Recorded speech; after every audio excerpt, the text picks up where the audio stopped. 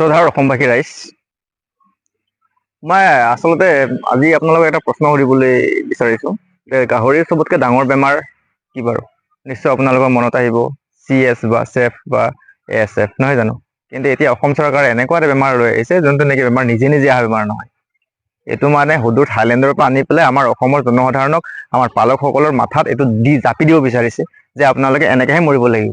ইয়াত এই বেমাৰটোত অকল গাহৰি নমৰে, এই বেমাৰটোত গোটেই গাহৰিটো মৰিবই, গোটেই ইয়াৰ লগতে গোটেই পালকসকল মৰিব, প্লাছ পালকসকলৰ যিসকল সদস্য ঘৰত আছে গাহৰি পালন কৰি, মানে পালকসকলে নিজৰ পৰিয়াল পোহপালন কৰি দি আছিলেতো, এই গোটেইখিনি একেলগে মৰিব লাগে। বুজি পাইছেনে মই কি ক'বলৈ গৈ আছোঁ? মানে আপোনালোকে দেখি আছে যে নিউজ চেনেল, কোনো ছ'চিয়েল মিডিয়াত আপোনালোকে দেখি আছে এডভান্টেজ আছাম বোলে। এডভান্টেজ আছাম, এইটো কাম কৰিলেহে আছামটো মানে এডভান্স হ'ব। গোটেইখিনি জনজাতীয় লোকসকলে আৰু অসমৰ জনসাধাৰণে ইমানখিনি কষ্ট কৰি পেলাই এই গাহৰি উদ্যোগটো ইমান তলৰ পৰা উঠাই লৈ আহিলে আজিলৈকে। আগতেতো অহা নাছিলে, কিন্তু এতিয়া মানে দেখিছে, বাহিৰৰ কোম্পানীবিলাকে দেখিছে আৰু অসমৰ মানে ডাঙৰ ডাঙৰ মন্ত্ৰীবিলাকে দেখিছে যে এতিয়া ইয়াৰ পৰা কমিশ্যন ৰাস্তা আৰম্ভ কৰিব পৰা যাব। গতিকে সিহঁতে গৈ পেলাই থাইলেণ্ডৰ পৰা মাতি লৈ আহিছে যে আহক, আমাৰ অসমত আহক, এই আমাৰ থলুৱা পালকসকলে এতিয়া এটা ভাল কাম কৰি আছে, এইটো আপোনালোকে কৰক আৰু ইয়াৰ পৰা আমাক টেক্স দিয়ক বা কমিশ্যন দিয়ক। নমস্কাৰ, মই খগেন বসুমতাৰী। আকৌ এবাৰ আপোনালোকক মোৰ চেনেল জীৱন যুদ্ধত আপোনালোকক স্বাগতম জনাইছোঁ। আজি মোৰ জীৱন সংকটত, মোৰ বুলি নহয় আচলতে অসমৰ প্ৰায় 10 লাখ পৰিয়াল আজি জীৱন সংকটত পৰিছে, জীৱন অনিশ্চয়তাত ভুগিছে। আপোনালোকে নিশ্চয় এইকেইদিন নিউজত পাই আছে, বিভিন্ন ছ'চিয়েল মিডিয়াত পাই আছে আপোনালোকে যে অসম চৰকাৰে এডভান্টেজ আছামৰ গণ্যা লৈ পেলাই থাইলেণ্ডৰ পৰা কোনো CP গ্ৰুপ নামেৰে এটা সংস্থা আহি পেলাই অসমত গাহৰি পালন কৰিম বুলি পেলাই চুক্তিবদ্ধ হোৱাৰ কথা আছে চৰকাৰৰ লগত। ইয়াৰ পৰা আচলতে আমাৰ অসমৰ প্ৰায় 10 লাখ পালক ভুক্তভোগী হ'ব। 10 লাখ পালকে ভুক্তভোগী নহয়, আচলতে প্ৰত্যেক পালকৰ যদিহে সংসাৰত চাৰিজন বা 5জনো সদস্য আছে, 4জনকে ধৰক, প্ৰায় 40 লাখ মানুহ ইয়াৰ পৰা প্ৰভাৱিত হ'ব। অসম চৰকাৰে আচলতে মানুহবিলাকক, মানে অসমৰ থলুৱা মানুহবিলাকক আচলতে কি বুলি ভাবিছে? তেখেতে যি মন যায় তাকে কৰিব নেকি? এতিয়া গাহৰি পালন মানে আমাৰ জনজাতীয় লোকসকল বা অসমৰ বিভিন্ন এতিয়া উঠি অহা নিবনুৱাবিলাকে কি কৰিব? গাহৰি পালনটোক এটা বৰ ধুনীয়া এটা কাম হিচাপে চবেই আগবাঢ়ি আহিছে। আজিকালি লাজ, ভয়, মান অপমান এইবোৰ বাদ দি পেলাই গাহৰি পালনটোক আঁকোৱালি লৈছে আমাৰ খেতিয়ক বন্ধুসকলে। ইয়াতে আপোনালোকে নিশ্চয় কেতিয়াবা দেখিব যে ডেকা গাভৰু সকলোৱে লাজ, ভয়, ঘিণ ভাৱ বাদ দি পেলাই এই কামটোক আঁকোৱালি লৈছে। এইখিনিতে যেতিয়া নেকি আমাৰ অসমীয়াসকলে ইমান ধুনীয়াকৈ বস্তুটোক আঁকোৱালি লৈছে, তাকেই আৰু অলপ আগবঢ়াই নিবলৈ বিচাৰিব লাগে অসম চৰকাৰে। কিন্তু সেইটোকে নকৰি পেলাই কৰিছে মানে কি, থাইলেণ্ডৰ কোম্পানী, কোনো এটা বহিৰাগত পুঁজিপতি কোম্পানীক এই বস্তুটো গোটেইখিনি লাভালাভ উঠাবৰ কাৰণে সিহঁতক এৰি দিছে। ইয়াৰ পৰা আমাৰ অসমৰ লোকসকলৰ কি লাভ হ'ব? ইয়াৰ পৰা বৰঞ্চ লোকচানহে হ'ব। আমাৰ যিবিলাক খাটি খোৱা মানুহে বৰ্তমান গাহৰি পালন কৰিয়ে আছে, পিছলৈ এই গাহৰিবিলাক আমি কাক বেচিম? গোটেই বহিৰাগত কোম্পানী আহি পেলাই ডাঙৰকৈ ফাৰ্মবিলাক বনাই পেলাই অসমৰ গোটেই গাহৰি বজাৰতে সিহঁতে দখল কৰি ল'ব।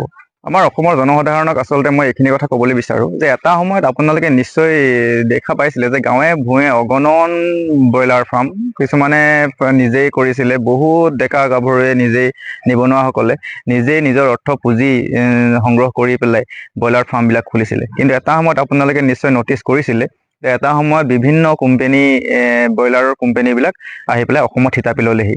থিতাপি লোৱাৰ পিছত আপোনালোকে কিমান দিন হৈছে যে ব্ৰইলাৰ ফাৰ্ম গাঁৱৰ পৰা নোহোৱা হৈ গ'ল, এটাকৈ নোহোৱা হৈ গ'ল। এতিয়া আপোনালোকে চাওক, অঞ্চল জুৰি পেলাই আপোনালোকে গোটেইখিনি ঘূৰিলে কিজানি 2খন বা 1খন বা 3খন আপোনালোকে ব্ৰইলাৰ ফাৰ্ম কোম্পানী আণ্ডাৰত দেখিবলৈ পাব। কিন্তু আচলতে গ'ল ক'ত? এই থলুৱা মানুহে যে খুলিছিলে, খুব কমকৈ 50টা, 100টা, 200টা এনেকৈ মুৰ্গী লৈ পেলাই, ব্ৰইলাৰ মুৰ্গী লৈ পেলাই পুহিছিল, সেই ফাৰ্মবিলাক কি হ'ল? ঠিক এনেদৰে সেই একেই ৰাস্তাতে যাবলৈ গৈ আছে বৰ্তমান এই গাহৰিৰ বজাৰখন। মানে বহিৰাগত বণিক গোষ্ঠীৰ হাতত এই বজাৰখন যাবলৈ গৈ আছে।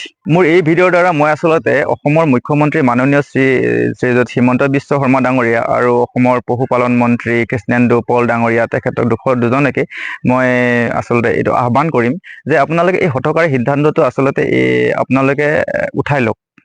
এইটো কোনো ধৰণৰ এটা সঠিক সিদ্ধান্ত নহ'ব। এই সিদ্ধান্তটোৰ দ্বাৰা প্ৰায় আপোনাক কৈছোঁৱে যে 10 লাখ পৰিয়াল ইয়াৰ পৰা প্ৰভাৱিত হ'ব। আচলতে আৰু প্ৰভাৱিত হোৱাই নহয়, যিবিলাক নিবনুৱাবিলাকৰ এটা পুৰা সম্ভাৱনা আছে যে ভৱিষ্যতে এই গাহৰি বজাৰখন উঠাই নিয়াৰ কাৰণে তেখেতসকল আচলতে বহুত বিপদত পৰিব। আপোনালোকে জানেনে যে বহুত নিবনুৱা ল'ৰাই বৰ্তমান গাহৰি পোহপাল দিবলৈ আৰম্ভ কৰিছে। তেখেতসকলে নিশ্চয় তেখেতলোকৰ কোনোবা ঘৰৰ পৰা, কাৰোবাৰ পৰিয়ালৰ পৰা ধাৰ লৈছে বা বেংকৰ পৰা লোন লৈছে। ঠিক তেনেকুৱা সময়ত যদি বহিৰাগত কোম্পানীবিলাক আমাৰ মাজত আহি যায়, তে এই ধাৰবিলাক আচলতে তেওঁলোকে কেনেকৈ পৰিশোধ কৰিব? লোন ধাৰ এইবোৰ পৰিশোধ কেনেকৈ কৰিব? আচলতে তেখেত বহুত বিপদত পৰিব, গম পাইছেনে? গতিকে এই হঠকাৰী সিদ্ধান্তটো আপোনালোকে নল'ব বুলি পেলাই মোৰ ফালৰ পৰা আপোনালোকক অনুৰোধ কৰিছোঁ। এনেকুৱা সিদ্ধান্ত নল'ব, বহুতখিনি পৰিয়ালে ইয়াৰ পৰা মানে যথেষ্ট ক্ষতিসাধন হ'ব। আৰু অসমবাসী ৰাইজক মই এটা কথা ক'বলৈ বিচাৰিছোঁ যে আপোনালোকে ভাবাটো ভুল হ'ব বা ভাবিছে নেকি তেনেকুৱা ধৰণৰ যে ডাঙৰ কোম্পানীবিলাক আহিলে গাহৰি মাংসৰ দাম একেবাৰে কমি যাব? নিশ্চয় নকমে।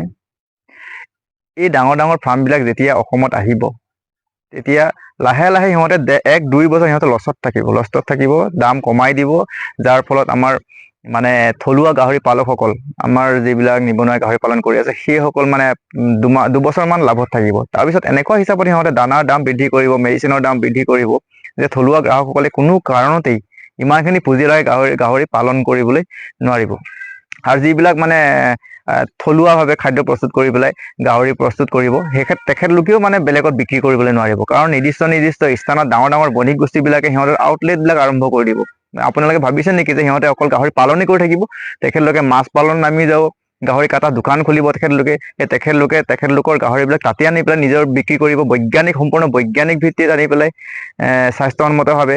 এতিয়া আমাৰ পালকসকলে স্বাস্থ্যসন্মতভাৱে গাহৰি পালন কৰি আছে, কিন্তু এনেকুৱা হৈছে যে মানে সাধাৰণ এটা চাঙতহে আমি গাহৰি মাংসটো আমাৰ দেখিবলৈ পোৱা যায়। তেতিয়া সিহঁতে এটা ধুনীয়া আউটলেট খুলি পেলাই, শ্বপিং মলৰ নিচিনা এটা জেগা খুলি পেলাই তাত গাহৰি বিক্ৰী কৰিব। তেতিয়া লাহে লাহে এই সৰু মানে বেপাৰীবিলাক বিপদত পৰিবলৈ আৰম্ভ কৰিব। আজি ভিডিঅ'টো আৰু বেছি দীঘল নকৰোঁ, আপোনালোকে নিশ্চয় বুজি পাইছে মই কি ক'বলৈ বিচাৰিছোঁ। আকৌ এবাৰ শেষত মুখ্যমন্ত্ৰী মহোদয় আৰু পশুপালন মন্ত্ৰী ডাঙৰীয়াক এই হঠকাৰী সিদ্ধান্ত নল'বৰ কাৰণে আহ্বান জনাই মোৰ আজি এই ভিডিঅ'ৰ পৰা বিদায় মাগিছোঁ। ধন্যবাদ।